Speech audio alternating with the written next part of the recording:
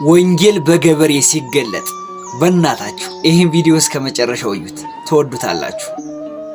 ሲስቅ ይውላል በኋላ ቀሪው አልፈማ ብለን ቄሱ ቢመክሩ አህያቱ ሀጅባ ወረደ ይሆናል ነገሩ። ለዚህ መድኃኒት እንቱ ምን ጸልይ ንስሐ እንግባ ቁማያየናት ዓለም ባንድ ግባ እንሰናዳ። ስምንተኛው ሺህ ሆኗል የኛዳ ስምንተኛው ሺህ ደርሷል ሰዓት አልተባረከም አሁን ፍጥረት ጉልበቱ አይተርፍም ለእናት አባት ምንም ቢደክሙ ቢያስተምሩት ጸጉሩን መፍተል ነው ዳማምጣታ ነው። ስምንተኛው ሺህ ገባ መሰለኝ አንዳንድ መረጃ እያየን ነው።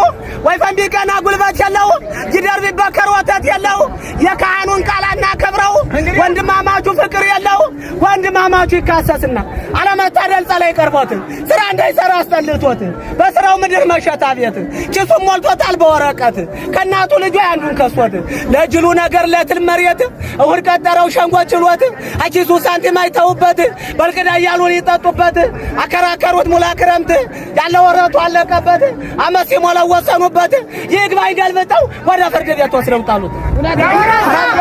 አያግዳቸር ነው አምላክ ሲምር ወንድማያቸው ከጥላ ስር ሽማግሌዎቹ መየታደሉ አምላክ ቀርቧቸው እንዳያዳሉ አስታረቋቸው በውል በጋራ ሆነው ባንድ እንዲበሉ ይላል።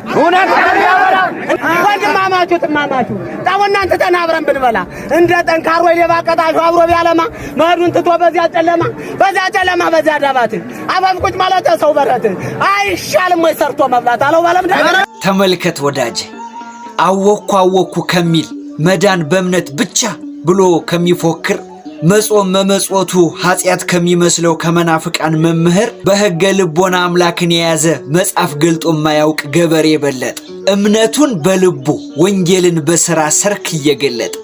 ስለዚህ መጽሐፍ ቅዱስ ብቻ የሚል አስተማሪ በባዶ ጭንቅላት በሰይጣን እርዳታ የሲኦልን ኑሮ እያለማመደ ሕዝቡን ከሚያውከው ናበሉት ቁጭ በል አርሶ አደሩ እግር ስር ገበሬው ይስበከው። አዎ እኛ ኦርቶዶክሳውያን መጽሐፍ ቅዱስን ያውቁታል ሳይሆን ይኖሩታል ነው የሚባለው።